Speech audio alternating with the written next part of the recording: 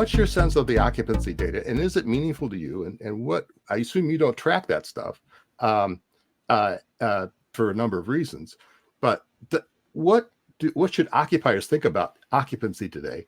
And the second question, how does that relate to the valuation situation and the floor of values in this cycle, which, as you said earlier, is different than any other cycle you've been involved in? Good question, Fran.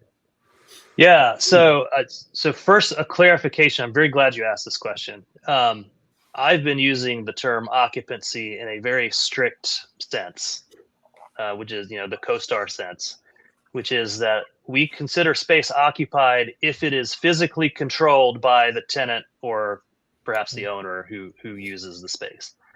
Whether or not there are any physical humans in the space, it's occupied if the organization has control of the space. Interesting. The what's commonly called occupancy or physical occupancy, we use the term attendance for that, which has some imprecision of its own.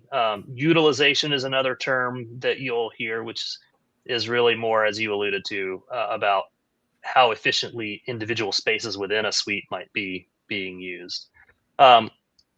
But okay, let's talk about attendance. There are various measures of that, or at least proxy measures. One is transit data.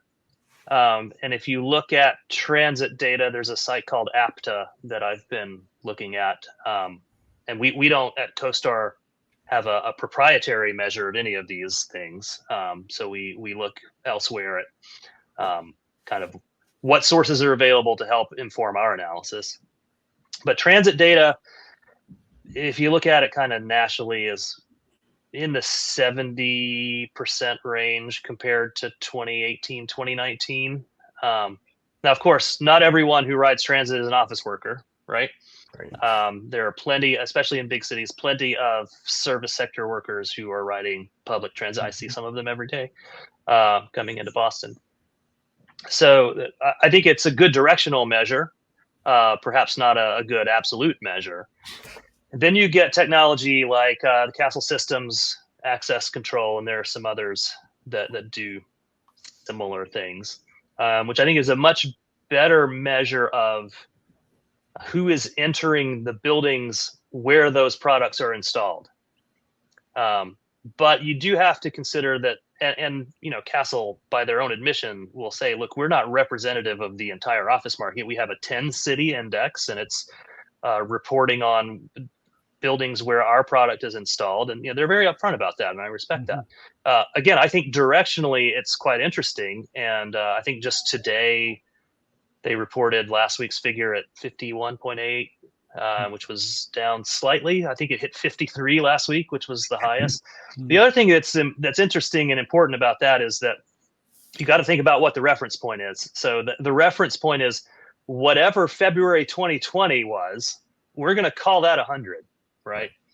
When in reality, you probably had 60-65% of seats filled on any given day, if that. So, 50% of 65% is what, 37? Less than that, 33.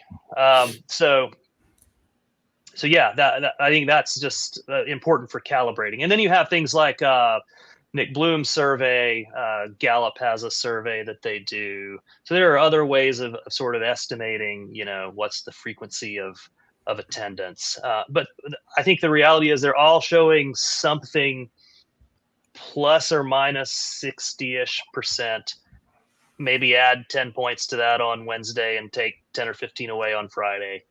And they've all been really flat over the past year plus. So that's one of the things that we take into account when we're forecasting, right? But we don't see a high likelihood of a dramatic increase in attendance. I do think it will continue to tick upwards, but it's not going to 95% by June of what it was in 2019.